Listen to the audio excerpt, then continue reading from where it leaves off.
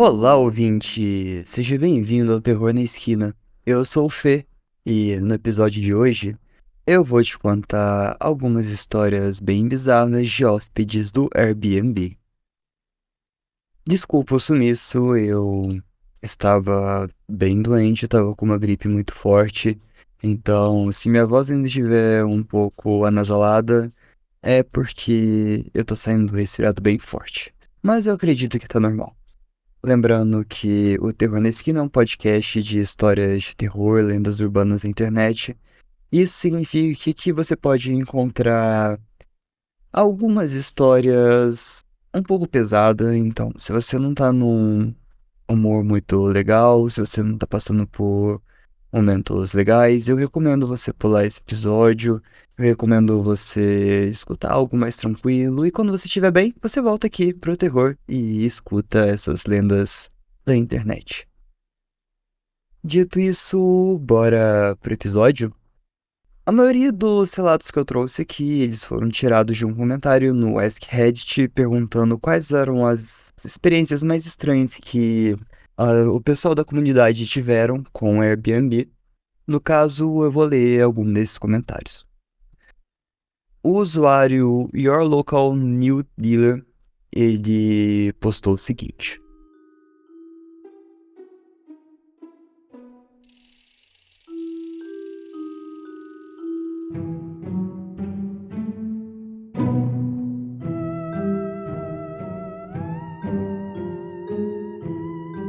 eu cheguei a um Airbnb em lugar nenhum no estado do Kansas, por volta da meia-noite.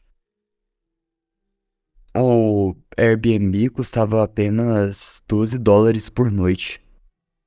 A propriedade era uma casinha pitoresca em uma fazenda, e a última casa que eu passei foi cerca de 800 metros estrada abaixo. A anfitriã já estava dormindo quando eu cheguei, então eu entrei e fui até o sofá onde eu deveria dormir. Estava estranhamente quieto e escuro como um breu lá fora, e eu estava nervoso. Eu não estava conseguindo pegar no sono. A sala estava decorada com todos os tipos de artefatos e tesouros aleatórios, e eu estava olhando em volta e observando tudo. Tinha pedras legais e alguns souvenirs, mas o mais curioso era que tinha estranhos objetos religiosos e um livro com símbolos de algum culto. Eu pesquisei no Google uma palavra que eu ouvi em uma tapeçaria, que acabou me levando ao nome da religião que a anfitriã seguia. A religião, ela gira em torno de OVNIs, e a Bíblia que eles seguem é basicamente uma categorização de centenas de tipos de naves espaciais. Eu fiquei um pouco nervoso depois de ler isso, mas depois de muita pesquisa, eu concluí que não era um culto mortal assassino, era só algo um pouco estranho. Eu também li, de uma maneira muito intrometida, um diário que estava sobre a mesa de canto, onde a anfitriã havia escrito coisas sobre suas viagens. Uma entrada do diário era sobre como ela viajou para o Peru e viu uma nave espacial. Ela escreveu sobre como nunca tinha visto uma tão perto antes. Foi tudo muito estranho, mas eu acabei pegando no sono mesmo assim. Quando eu acordei pela manhã, a anfitriã me preparou um café e, espontaneamente, começou a me contar sobre sua religião, entre outras conspirações, como o fato do governo ser capaz de controlar tornados. Ela era muito gentil e não era muito autoritária, apenas ansiosa para contar a verdade a alguém. A gente conversou mais ou menos por uma hora antes de eu voltar para a estrada, e ela me mandou embora com um monte de coisas para pesquisar e uma revista do Airbnb. Melhor Airbnb que eu já fiquei. E o segundo lugar foi para aquele albergue nudista gay em Memphis. Eu vou contar aqui rapidinho. Eu estava procurando por um Airbnb barato na mesma viagem que o Airbnb da anfitriã louca. Passando por Memphis, eu encontrei um albergue, entre aspas, bem barato, que na verdade era apenas a casa de um cara.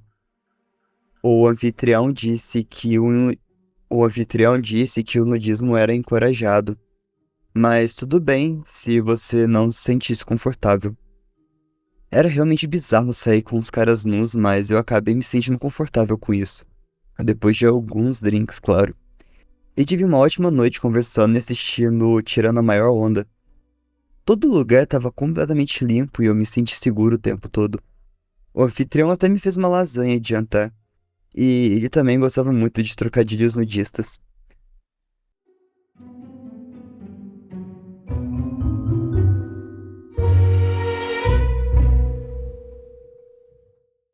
Pessoal, se você souber o nome de alguma seita que cultua OVNIs e naves espaciais, por favor me manda que eu fiquei super, super curioso pra saber.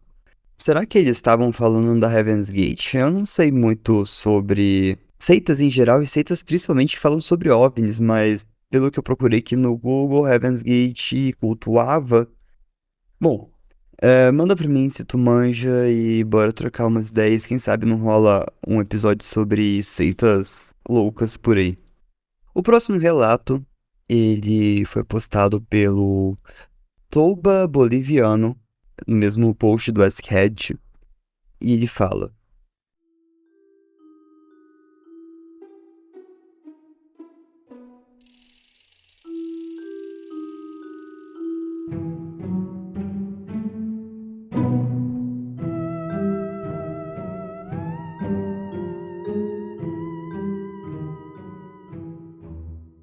eu tava em um adorável Airbnb em Iowa para a formatura do meu irmão mais novo. Ele não sabia que eu ia conseguir chegar a tempo, então eu fiz uma festa surpresa no Airbnb. Enquanto a gente estava arrumando, meu outro irmão e eu, a gente desceu pro porão para pegar uma mesa extra. No segundo em que chegamos lá, a gente olhou um pro outro e a gente disse: sim, isso é assustador. A gente procurou a mesa e quanto mais tempo a gente passava no porão, mais o medo crescia em mim. A gente encontrou a mesa extra e a gente subiu de novo as escadas, brincando sobre como um porão aparentemente normal era assustador. Toda a minha família se reuniu e a festa começou.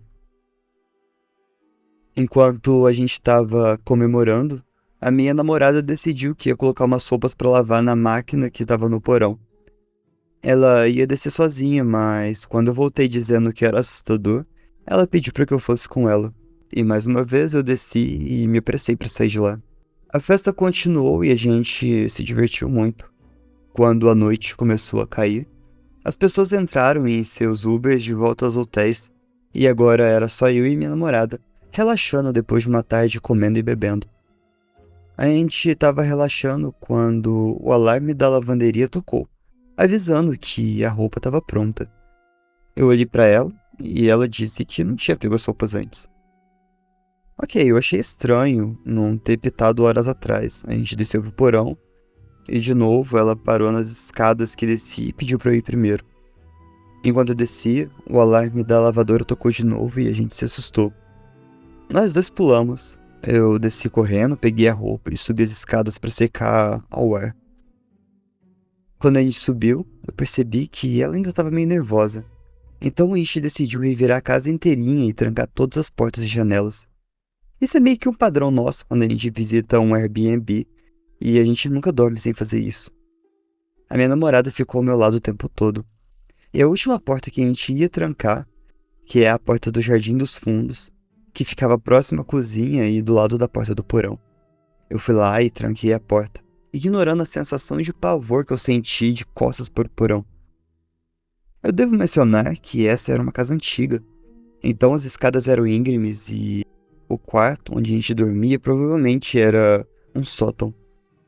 Para acender as luzes nas escadas, você tinha que acionar o interruptor na parte inferior dela. Quando a gente caminhava pela casa mal iluminada até o interruptor de luz, eu acho que nossa sensação de cansaço superou o pavor que a gente tinha. Eu acionei o interruptor e me dirigi para as escadas. E assim que eu fiz, eu ouvi um som alto de batida. Como o som de algum tipo de pote ou coisas metálicas batendo. Era algo rápido. E o rosto da minha namorada estava cheio de medo. E eu tenho certeza que o meu também estava. Eu comecei a ir para a cozinha, onde tinha uma faca, mas então eu ouvi a batida de novo no topo da escada. Eu me virei para olhar contra o sótão, agora iluminado, e vi o ventilador de teto ligado no máximo. E era a haste dele que estava fazendo esse som. Eu subi as escadas correndo e desliguei o ventilador. A minha namorada atrás de mim o tempo todo. A gente preparou para dormir, eu desci as escadas para desligar o interruptor de luz e subi ela de novo. Eu olhei pela janela do sótão para verificar o meu carro na frente.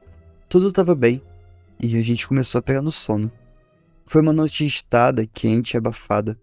Eu sonhava com uma figura sombria no gramado, e acordei na manhã seguinte cansado.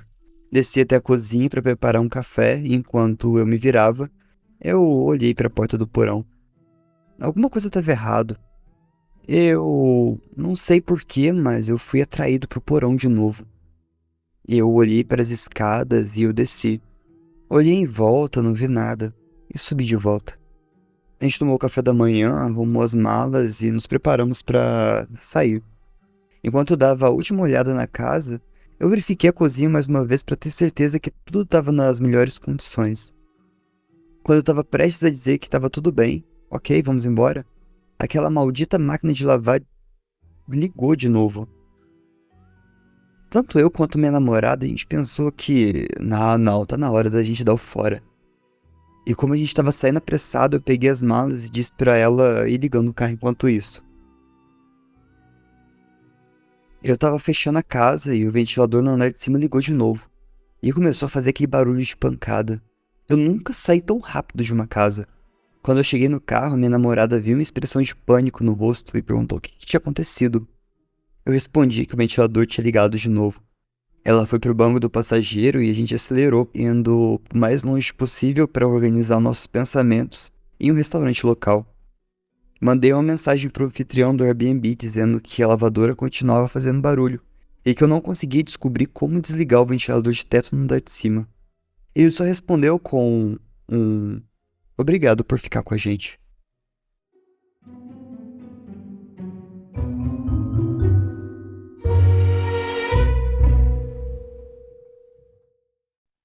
Bom, parece que tem um Airbnb com problemas elétricos, né? Esse problema na máquina de lavar, esse problema no ventilador, parece falha elétrica, pane, alguma coisa do tipo, fechando curto. Mas vai saber se é alguma outra coisa, né? Qual que é a opinião de vocês? Bom, tem uma que eu tô super ansioso pra ler. E ela foi tirada de um YouTube, eu vou deixar o link na descrição do episódio. Mas ela particularmente foi o que eu mais gostei. Então, se preparem que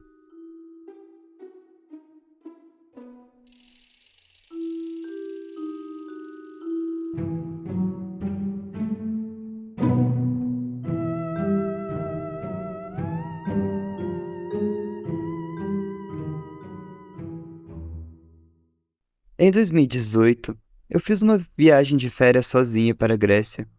Tinha alguns hotéis em que eu estava de olho enquanto eu planejava a viagem, mas pelo mesmo preço eu poderia conseguir uma casa inteira no Airbnb.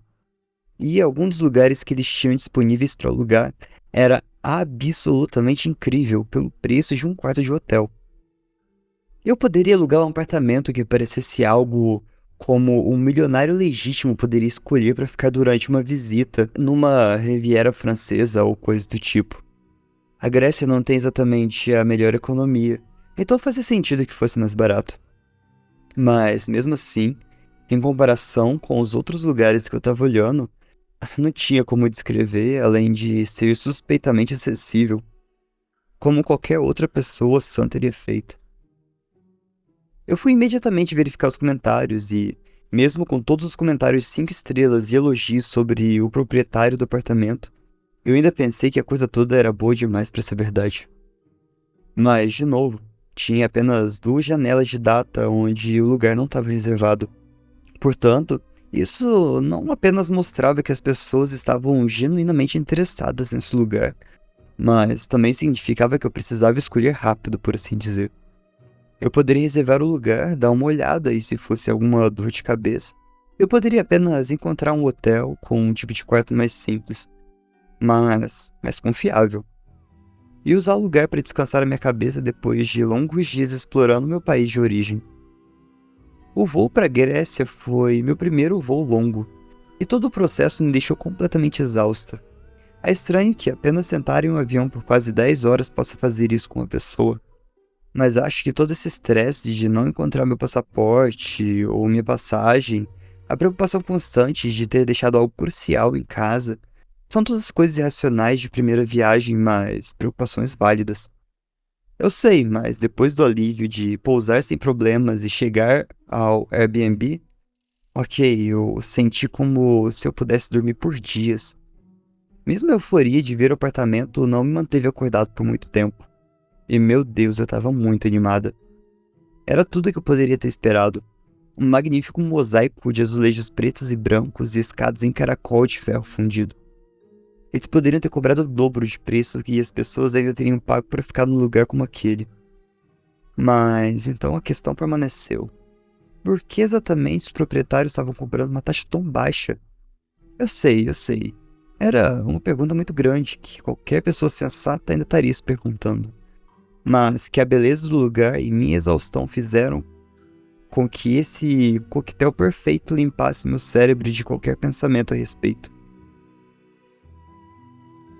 Eu disse a mim mesmo que eu poderia inspecionar adequadamente o local na manhã seguinte, depois de uma boa noite de sono. Eu lembro de ter acordado um pouco antes do amanhecer, com o som de algo raspando bem perto de mim. Quer dizer, talvez raspar não seja a palavra certa, mas eu acabei me inclinando para a mesa de cabeceira.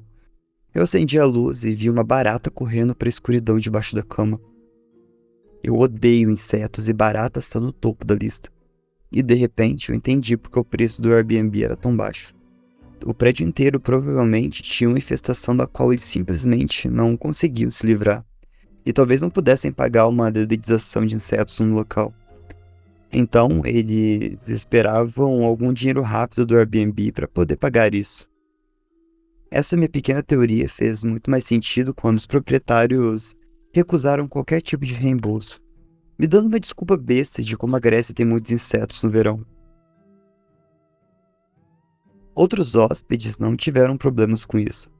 Eles sabiam o que estavam fazendo, agindo como se uma infestação de barata fosse como ter moscas, e tentar obter um reembolso tornou-se uma história mais complicada. Mas não tão assustadora quanto a que eu tenho para contar aqui. Então, se ainda não estava claro, de jeito nenhum eu ia passar mais uma noite naquele lugar que tinha baratas tão perto da cama. E felizmente, eu não tinha desfeito as malas ainda. Então eu pude simplesmente pegar as minhas coisas, entrar no carro que eu aluguei e dirigir pela cidade em direção ao porto, que eu sabia que tinha vários hotéis. Enquanto eu estava dirigindo, eu pude sentir que tinha algo de errado com a minha orelha esquerda. Como se sentisse fria por dentro. Eu comecei a pensar que talvez eu tivesse com algum tipo de infecção no ouvido, que a exaustão e o estresse de voar haviam mexido com meu sistema imunológico. Mas eu estava dirigindo para reservar um novo quarto de hotel e começaram uma batalha épica por e-mail para obter algum tipo de reembolso. Mas não era como se eu estivesse em uma posição de fazer algo a respeito. O problema era que ainda eram 5 ou 6 horas da manhã naquele momento. Não tinha uma clínica especializada para me examinar. Então, quando a sensação estranha no meu ouvido começou a piorar, eu decidi encostar perto do porto e colocar um cotonete no ouvido, para ver se tinha algum sangue ou pus ou qualquer outra coisa. E desculpa para aqueles que acham isso um pouco nojento, mas nesse ponto as coisas estão prestes a ficar muito, mas muito pior. Eu parei e procurei minha bagagem de mão, uma pequena caixa da Tupperware com itens de higiene pessoal. Peguei um cotonete e gentilmente coloquei no meu ouvido. Mas então, quando eu fiz isso, eu senti algo se mover dentro do meu ouvido. Na época eu não sabia dizer se era porque eu havia empurrado um pedaço de cera ou alguma coisa mais para dentro do meu canal auditivo. Mas então, quando eu puxei o cotonete de novo, eu vi essas duas coisas bem finas e marrom escura presa na ponta. Eu lembrei de olhar para elas e pensar, que diabo é isso? Até de repente o pensamento me atingiu como um tapa. Eu meio que balancei a cabeça novamente e senti o mesmo movimento estranho na orelha esquerda. E foi aí que eu percebi algo que era o meu pior pesadelo ganhando vida. Havia baratos perto da minha cama quando eu acordei. Algo estava se movendo no meu ouvido. As duas coisinhas finas no cotonete eram pernas de barata. E tinha uma maldita barata dentro do meu canal auditivo. Eu fiquei em completa negação. Por um minuto ou dois. Na verdade, dizendo não, não, não, não, não, tentando me convencer a ser outra coisa. Mas então, quando realmente eu aceitei o que estava acontecendo, eu comecei a hiperventilar. Eu levei um tempo para me acalmar, mas quando eu consegui, o próximo passo foi pegar um par de pinças que eu tinha comigo. Eu coloquei cuidadosamente no meu ouvido e tentei tirar a barata sozinho. Eu mal consigo descrever como foi horrível tentar trabalhar com a pinça para tocar na barata. Depois de sentir, eu tentei colocar um pouco mais fundo no canal auditivo. Era como se ela estivesse tentando entrar no meu cérebro. Eu sei que não é exatamente assim que os ouvidos e o cérebro funcionam, e que eles não estão conectados dessa maneira. Mas no meu estado de sono e apavorado do jeito que eu tava, era exatamente isso que parecia estar tentando entrar no meu cérebro. Mas quanto mais eu tentava, mais parecia rastejar para longe das pinças e eu percebi que se realmente quisesse tirar essa barata do meu ouvido, eu teria que dirigir até um hospital de verdade. E foi assim que eu acabei dirigindo até o Patras University Hospital. E durante toda aquela viagem, eu estava perfeitamente ciente da coisa tentando se enterrar ainda mais no meu canal auditivo. Nesse ponto eu senti que deveria deixar claro que, embora nada disso tinha sido doloroso de forma alguma, foi de longe o pior tipo de tortura psicológica que eu já experimentei em toda a minha vida. Eu tava com sorte quando eu entrei no pronto-socorro porque era bem cedo de uma manhã de segunda-feira. Não tinha quase ninguém esperando para ser atendido pelos médicos. Depois que uma menina foi atendida, eu fui chamada à mesa para contar qual era o meu problema. A primeira enfermeira com quem eu falei não falava inglês muito bem. Então, eu tive que esperar mais uns minutos enquanto ela encontrava alguém que falava. A próxima enfermeira falava inglês incrível, mas quando eu expliquei qual era a situação, ela tinha uma expressão no rosto que parecia não acreditar em mim. Ela me perguntou se eu estava com dor e eu disse que não, mas então eu sentia como se fosse vomitar. Ela ainda parecia cética, mas então ela levou ao médico que examinou meu ouvido com um otoscópio. E, embora eu não fale grego, a reação muda do médico me disse que definitivamente tinha uma barata no meu ouvido. Usando a enfermeira como tradutora, o médico me disse que o mais importante era eu manter a calma enquanto ele colocava uma pulseira em mim. Foi dito que tirar a barata seria relativamente fácil, e eles poderiam remover ela por completo, mas eu tinha que tentar manter a calma. Eles iriam usar alguns instrumentos finos e afiados, que se eu não ficasse quieto, poderia acabar machucando o interior do meu ouvido. Ouvir isso não foi relaxante, mas a enfermeira me aconselhou a controlar minha respiração e me concentrar no fato de que tudo ficaria bem. Isso realmente me ajudou a recuperar o meu foco. Depois disso, outra enfermeira mediu minha pressão arterial, que estava assustadoramente alta. Mas então eu atribuí tudo isso ao estresse de toda a situação, e todos concordamos que não precisava de nenhum tipo de medicamento. Eu não tinha ideia de exatamente por que eles estavam fazendo todos esses testes em mim, e eu tenho certeza de que eles tinham seus motivos, mas eu estava desesperado para que eles chegassem de fato no momento de tirar ela. Felizmente, essa foi a próxima coisa que eles fizeram. A enfermeira explicou tudo o que o médico estava dizendo, como eles iriam usar essa coisa chamada lidocaína como preparação para tirar a barata. A lidocaína agiria como um agente entorpecente, fazendo com que a extração não doesse e matasse a barata. A lidocaína fez seu trabalho bem, mas antes disso, a barata entrou em ação tentando escapar do fluido. E isso foi o pior que eu senti. Eu fiquei muito feliz que acabou depois disso, mas, literalmente, ser capaz de sentir a coisa morrendo no meu ouvido, como ela acelerou e de repente diminuiu a velocidade enquanto morria. Eu não tenho certeza se existem palavras para resumir o quão horrível tudo isso foi. Depois de cerca de 2 minutos sentindo a barata morrer, o médico pegou essas grandes pinças curvas e começou a remover a barata. Mas não de uma vez só, ele fez isso pedaço por pedaço. Uma vez que ela toda estava fora de mim, ou pelo menos o tanto quanto eles poderiam ter tirado, a enfermeira me mostrou que eles tinham removido em um guardanapo. Eu acho que teria cerca de 1 centímetro de comprimento se ela tivesse inteira. O que eu sei que não é tão grande, mas ainda assim era uma barata correndo pelo meu canal auditivo. Então eu não me importo quão pequena era ela. Depois disso, o meu canal auditivo recebeu uma verificação final apenas para ter certeza de que não tinha nada deixado para trás. Então eles basicamente me disseram que eu estava livre para ir, com uma receita de antibióticos e um remédio que eu precisaria colocar diretamente no ouvido. Toda a minha orelha esquerda basicamente ficou dormente nas próximas 24 horas. Mas então, com o passar da semana, não parecia realmente melhorar. Eu achei que fosse apenas o resultado de ter a minha orelha invadida por uma barata e um par de pinças cirúrgicas, mas a coceira no meu ouvido simplesmente não parou. Quando eu voltei para Baltimore, fui ao meu para fazer um check-up novamente. Cerca de uma semana depois de voltar da Grécia, eu fui à consulta e contei a ela sobre todo o trauma da barata. Mas, só para garantir, ela pediu um assistente médico para lavar o meu ouvido na esperança de que a remoção de milhões de qualquer acúmulo de cera ajudasse na audição e aliviasse a pressão. Depois que minha orelha foi lavada, cada um deles deu uma olhada lá dentro. Eu não posso nem começar a explicar quanto o meu coração afundou quando eu ouvi a médica assistente dizer que viu o que ela acreditava ser uma perna pontiaguda de uma barata dentro da minha orelha. Eu fiquei apavorado e com muito nojo. Eu queria mais que tudo que esse pesadelo acabasse. O meu médico acabou lavando a minha orelha de novo e tirando mais 6 pedaços de baratas que o médico grego não tinha tirado. Quase 2 semanas inteiras depois de todo o incidente.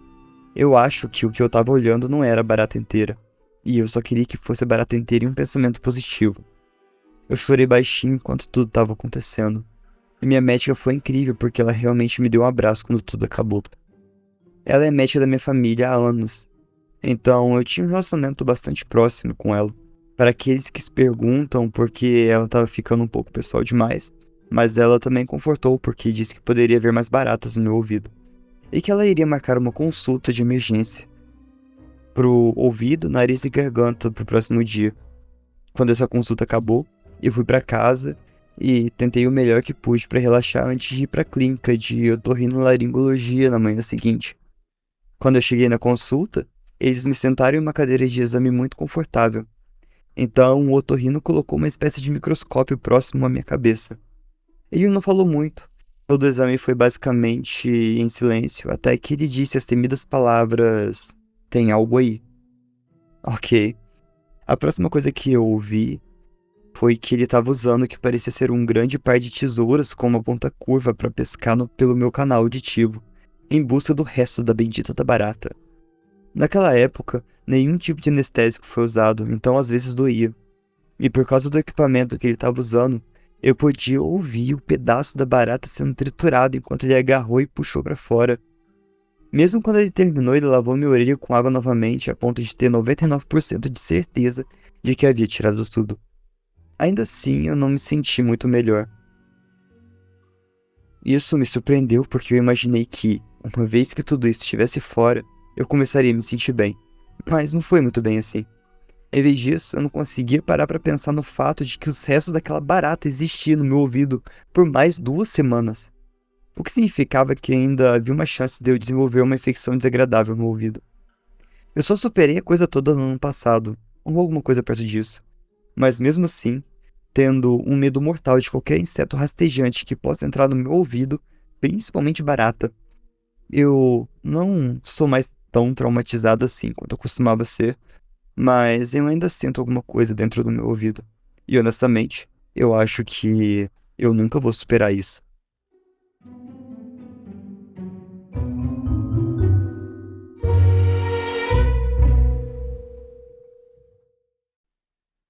Ok, essa não foi gore, mas eu acho que o pior de tudo é a o terror psicológico que acontece e o trauma que gerou nela, porque quando você pensa que o médico tá tirando a barata do seu ouvido, você imagina que ele tá de fato tirando a barata inteira do seu ouvido. Mas quando ela voltou pra cidade dela e ela descobriu que não tinha tirado toda a barata do ouvido, o trauma que isso gerou nela, cara, isso gerou até trauma em mim que tô lendo, porque foi muito, muito bizarro. Foi muito nojento e eu tô sentindo isso no meu ouvido esquerdo nesse exato momento. Porque, pô, você consegue imaginar uma barata dentro do seu ouvido? Se 1 centímetro que tirou na Grécia foi tipo 1 centímetro dentro do seu canal auditivo, é um tamanho considerável. Agora imagine tirar mais um pouco. Nossa, meu Deus, isso eu tô indignado com esse relato. Eu não sei qual é a veracidade dele e nem a procedência, porque eu tirei de um canal no YouTube e esse canal não disponibilizou as fontes, então, se eu conseguir encontrar, nossa, eu quero dar um abraço nesse menino, porque puta merda. E, obviamente, eu ficar sentindo uma coceira ou como se tivesse algo no ouvido depois de tudo aconteceu, eu acredito que deva fazer parte do trauma que ela sofreu. E o melhor seria procurar terapia. Mas já aconteceu algo desse tipo com você? Porque, meu, eu não consigo nem imaginar. Não consigo. Eu acho que pra quebrar toda essa onda, que tal a gente ler outro relato? Tem mais dois. E o próximo que eu vou ler, ele foi postado pelo Real Suggestions.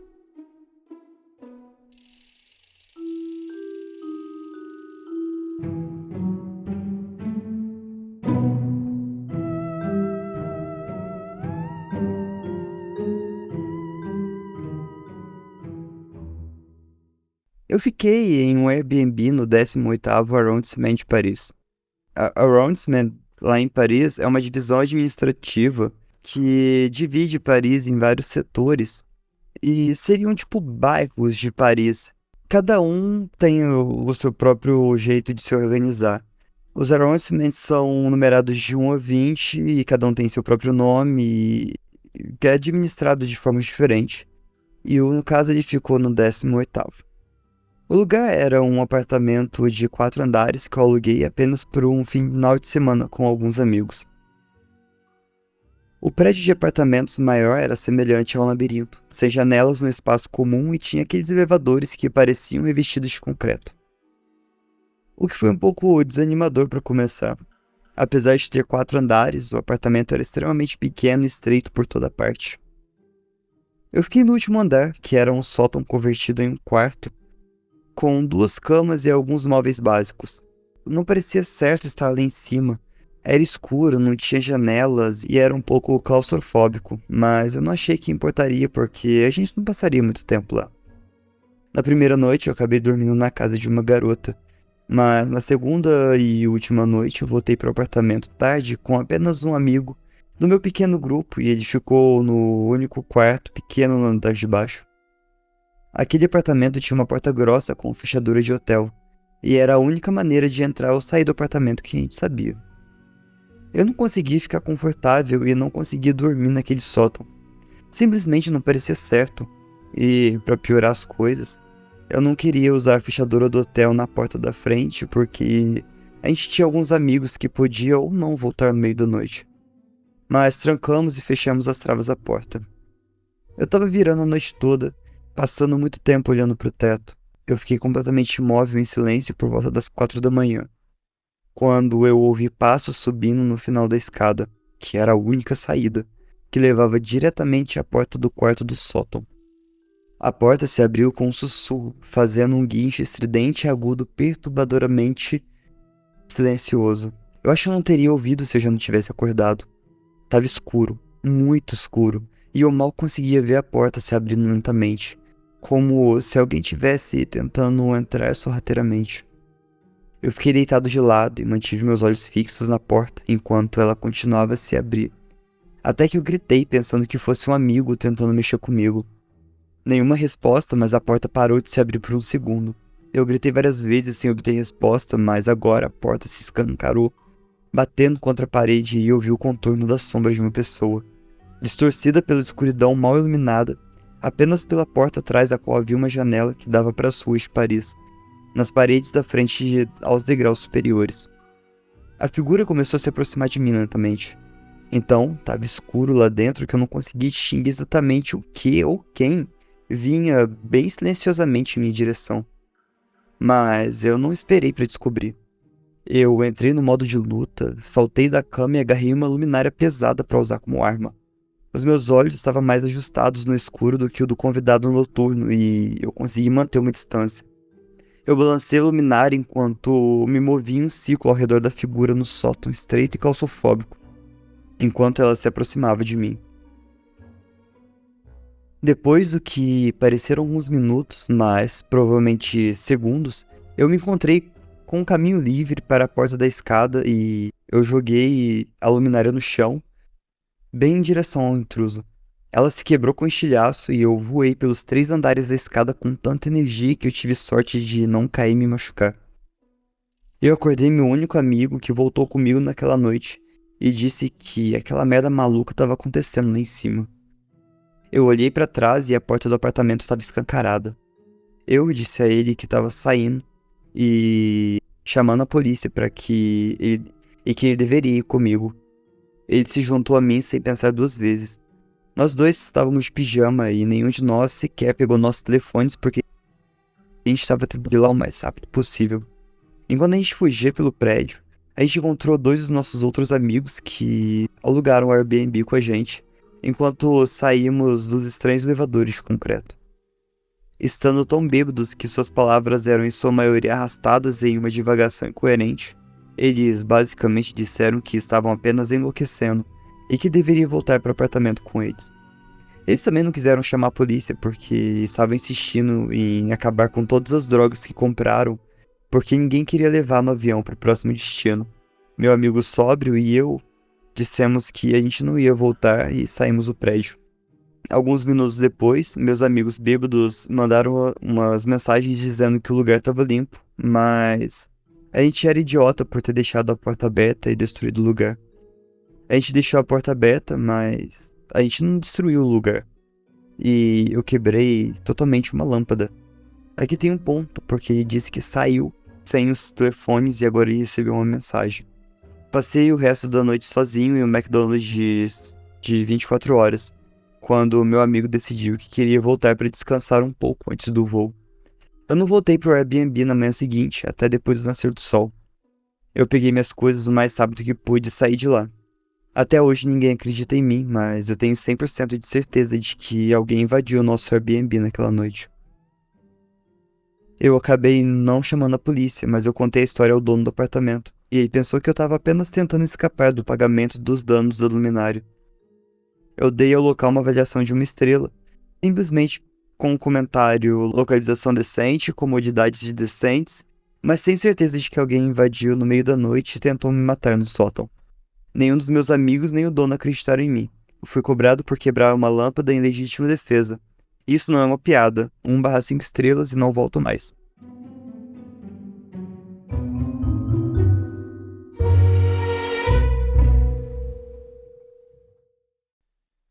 E aí, o que vocês acham? Bom, imagina alguém entrando no seu apartamento de Airbnb no meio da noite, sorrateiramente, já é o suficiente pra fazer sair de lá. Mas ele avançando em direção ao cara, meu Deus. Eu não sei se eu alugo o Airbnb depois disso. Então, a questão toda é que no Airbnb é uma casa. E geralmente o dono faz várias chaves e tem pessoas próximas ao dono que tem chave. Tipo filho, ou algum parente, ou até mesmo, não sei, empregados, faxineiras, e que possuem acesso. Vai que um deles é psicopata. Eu tenho uma coisa com o Airbnb por se tratar de casas e agora tem estourado muito no TikTok, né? O pessoal entrando nas casas e encontrando câmeras escondidas e quartos que parecem habitados por pessoas. Sótão também, eu cheguei a ver isso em algum Reel ou TikTok. E eu lembro também de. Sim, tem muito vídeo mostrando as câmeras. Tem me ensinando a como identificar as câmeras.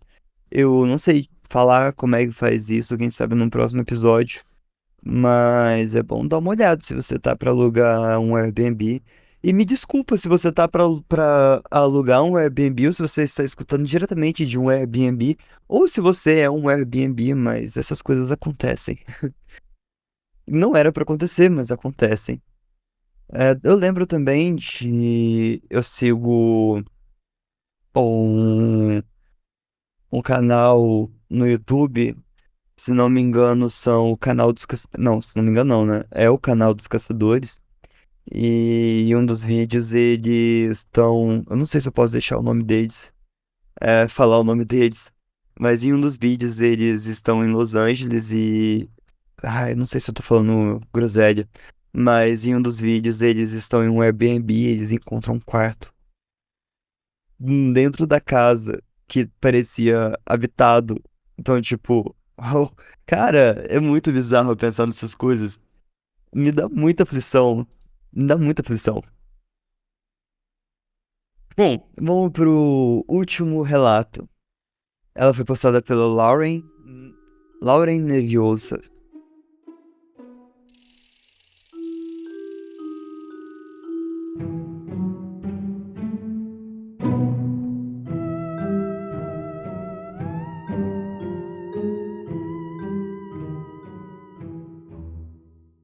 Meu marido reservou um Airbnb para nosso aniversário de casamento. Há alguns anos, nas montanhas perto de um parque nacional. Foi um desses onde a gente acabou por alugar um quarto em uma grande casa. Noite 1. Chegamos antes da anfitriã e tivemos dificuldade de encontrar a propriedade. Na verdade, a gente passou por ela várias vezes e dispensamos, devido ao grande portão bloqueado na entrada da propriedade e vários sinais de que era proibido passar. Assim que a gente desceu a estrada da garagem, percebemos que chegamos antes dela e usamos a chave escondida para entrar. Não tinha móveis dentro da casa. Algumas coisas velhas aglomeradas em um sofá na sala de estar. Algumas coisas velhas aglomeradas em um sofá na sala de estar, mas era escassamente mobiliado. Não tinha nada além de um saco de maçãs na geladeira. Nessa hora, a anfitriã apareceu. Ela descreveu seu longo trajeto pela cidade e as várias horas de distância que todos os dias ela percorria com seu namorado. E ela disse como seu namorado se preocupava com ela. Ela certamente mencionou que algumas pessoas na área a incomodavam e incomodaram antes, e ela estava armada por causa disso. E também que a gente deveria sempre trancar os portões da garagem atrás da gente. No geral, a gente estava com uma sensação de que ela estava mentindo ou escondendo alguma coisa. A gente presumiu que ela não morava no Airbnb em tempo integral, mas não queria que ninguém soubesse disso. Então, ela exagerava para pistar as pessoas, e isso explicaria os móveis estranhos também. Eu já teria ido embora nesse momento. Noite 2. Meu marido e eu voltamos ao Airbnb depois de escurecer. Enquanto nossos faróis iluminavam a entrada da garagem, um homem estava parado no meio do portão. A gente quase saltou para fora das nossas peles, mas ele deu um aceno amigável. A gente percebeu que deveria ser o namorado da anfitriã. A gente entrou na casa e o anfitrião disse que iria para um show à noite. O namorado tinha um olhar muito intenso e quase não dizia nada, enquanto a nossa anfitriã falava sobre como tua noite seria emocionante. E ele ficava em silêncio. Ela enfatizou também que viu a gente e o nosso carro na cidade pela manhã. Ok, tava percebendo que essas pessoas eram um pouco estranhas, sem dúvidas. E meu marido e eu estávamos exaustos, então fomos para o nosso quarto. Eu percebi imediatamente que as nossas coisas foram examinadas e colocadas de volta com cuidado. Na sala não tinha porta-copos antes, mas agora as garrafas de água estavam com porta-copos. As roupas que eu tinha dobrado pareciam erradas, como se tivessem sido movidas e colocadas de volta. Nesse ponto, eu estava mais irritada do que assustada. A gente fez uma piada sobre como era um pouco parecido com um filme de terror ruim e a gente foi dormir. Fomos então acordados pelo casal. Não só quando chegaram tarde em casa, mas muito tempo depois de terem ido pro quarto. Puxa, nem me perguntei o que estava acontecendo. É importante observar agora e lembrar para mais tarde que a casa tem dois lados. Um que a gente nunca viu e o outro com 2 quartos. o do anfitrião e o nosso. Para sair da casa, a gente precisa passar pelo deles. Dia 3. Antes de partir pro parque, eu arrumei nossas coisas especificamente para ver o que iria acontecer. Eu também levei todas as nossas coisas de valor. Noite 3. A anfitriã nos mandou uma mensagem de texto durante o dia dizendo que passaria a noite com seu namorado extremamente silencioso. Perfeito, sem bisbilhotar nossas coisas e sem ruídos estranhos no meio da noite. A gente voltou e fomos dormir cedo por causa de uma longa tarde de caminhadas. Mais uma vez, estava claro de que as nossas coisas foram examinadas. Uma sensação de desconforto e eu queria sair daquele Airbnb. Rapazes, moças e todas as outras identidades. As coisas estão prestes a piorar. Fomos acordados de madrugada por algo que parecia estar deslizando no telhado. Eu percebi uma luz estranha refletida no parapeito da janela, como faróis de carro descendo a estrada da garagem. Então toda a energia da casa caiu. Nesse ponto, os meus instintos estavam berrando para sair de lá, e eu gritei: "O que foi isso?" O meu marido resmungou que estava tudo bem e voltou a dormir. Eu não dormi nada o resto da noite. Eu não escutei nenhum outro ruído, nem mesmo o som do nosso anfitrião chegando tarde. Além disso, o que eu ia fazer? Olhar para uma casa que a gente não conhece no escuro, quando a gente tem que passar pelo quarto dela? Eu me preparo para uma longa noite de vigilância intensa. Dia 4. Digo ao meu marido que a gente não ia ficar mais lá. Ele disse que eu estava exagerando. Eu arrumei todas as nossas malas e tentei convencer a ele de que algo estava errado. Mas ele foi inflexível e disse que provavelmente foi um galho que caiu e cortou a energia. Então fomos lá fora. Não tinha árvores perto da casa. Não tinha árvore caída. As linhas de energia estavam intactas. Eu estava enlouquecendo nesse ponto.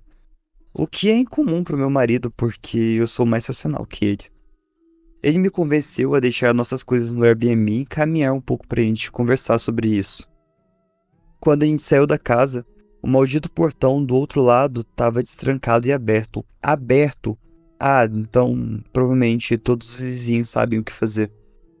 Nesse ponto, eu digo sobre os faróis e meu marido disse que não percebeu as luzes. Nesse ponto, eu estou teorizando que nossos anfitriões são realmente assediados pelos moradores locais. E eles escalaram o telhado e desconectaram a energia. A linha de força conectada acima no nosso quarto. Meu marido ligou para a anfitriã para relatar o problema de energia. Ela mencionou que o seu avô faleceu na noite anterior e que seu irmão estaria na propriedade preparando o cemitério da família compartilhado na propriedade. Dissemos algo sobre ir embora e a anfitriã insistiu repetidamente para que a gente ficasse mais uma noite e disse que também ia estar lá à noite. Eu disse pro meu marido que eu não tinha ideia do que estava acontecendo. Se era algum assédio físico ou visitante de outro mundo em que eu não acredito, mas estava na hora de ouvir nossos instintos. A gente iria dormir tendo nossa única saída presa por essa mulher seu namorado. Mentiram pra nós, nossas coisas foram mexidas e que merda estava acontecendo. Noite 4. Voltamos pra casa naquela noite. Meu marido arrumou nosso carro enquanto eu oferecia minhas condolências e finalmente saímos de lá. Eu nunca dormi melhor do que naquela noite.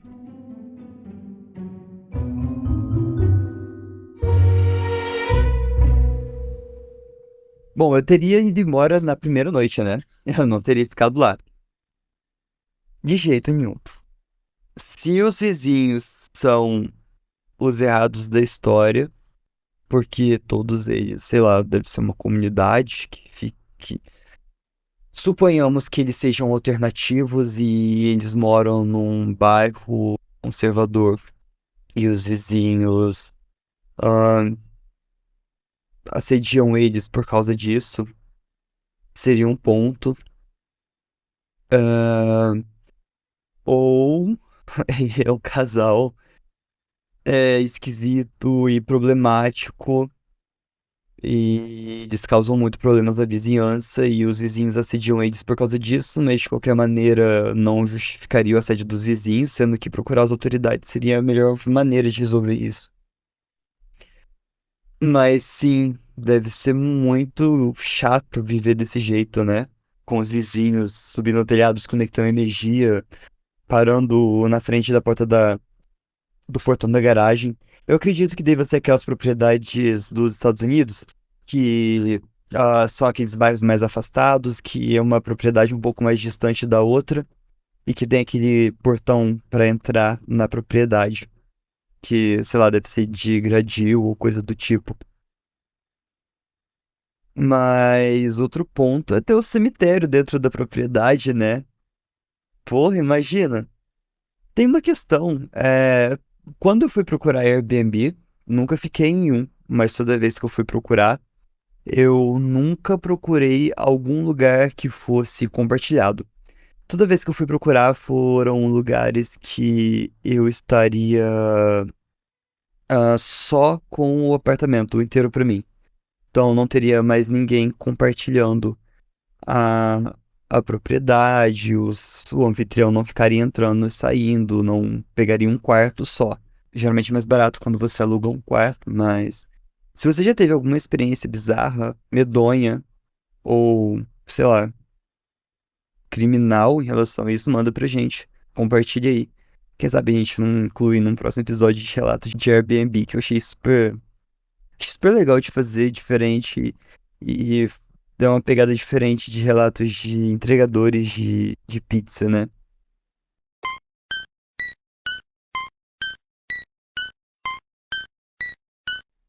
Aliás, eu tenho gostado de fazer esse formato de podcast, que seria vários micro contos da internet, sendo o Ask Hatch, Let's Not Meet, ou Creepy Encounters, ou até mesmo No Sleep, mas com histórias menores. Então eu vou deixar a caixinha de perguntas do Spotify aberta. E se você quiser comentar lá o que você acha desse tipo de formato de episódio, pode comentar lá. E eu vou deixar uma enquete para vocês votarem qual foi a melhor história de Airbnb que foi desse episódio. O meu voto é de longe para a Casa das Baratas e a Barata no Ouvido da Mulher. Mas esse relato dos vizinhos assediadores é chatinho também e eu gostei porque pega a parte de cemitério na propriedade, vizinhos assediadores e eu gostei bastante dessa também. Mas a minha favorita foi a Barata no Ouvido. Então diz aí o que vocês acharam. Eu quero agradecer a Ana que está participando aqui do episódio aberto da seita.